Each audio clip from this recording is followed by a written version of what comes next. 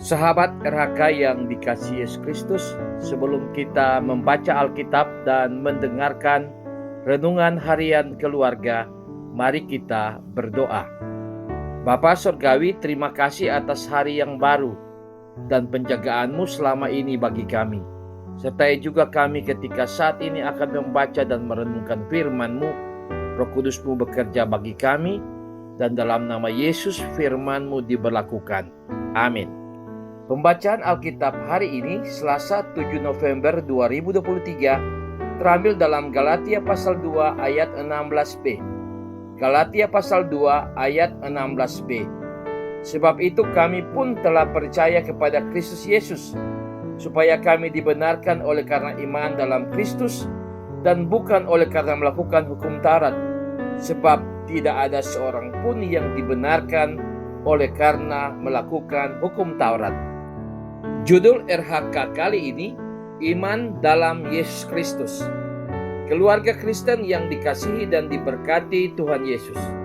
Tuhan Allah menyatakan bahwa seseorang yang berada dalam hubungan yang benar dengannya dikuduskan dan diselamatkan oleh darah Yesus Kristus karena percayanya.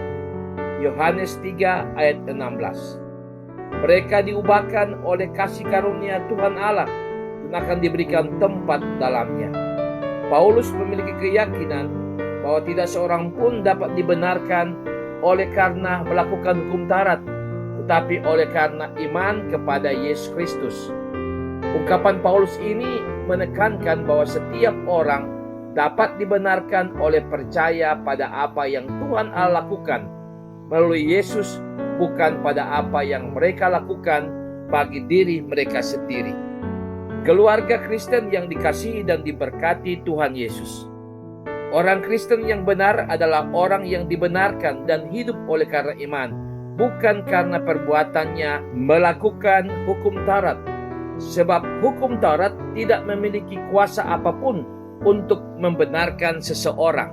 Hukum Taurat diberikan Tuhan Allah kepada bangsa Israel untuk menolong membedakan mana yang baik dan yang tidak baik, bukan mengganti posisi kuasa Tuhan Allah.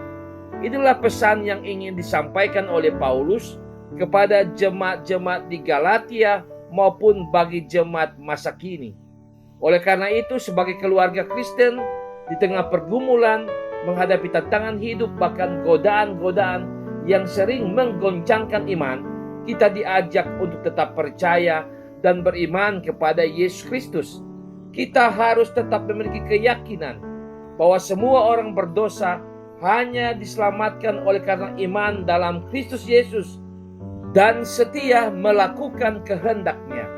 Yakinlah, Tuhan Yesus pasti akan menyertai, menolong, melindungi, dan memberkati ketika kita mempercayakan seluruh kehidupan kepadanya. Amin. Mari berdoa. Terpujilah Allah Bapa dalam Yesus Kristus. Kami berterima kasih atas anugerah kasih karunia yang menyelamatkan. Berilah kami kemampuan untuk tetap beriman dan setia kepada Yesus Kristus, serta memancarkan kasih-Nya kepada semua orang. Amin.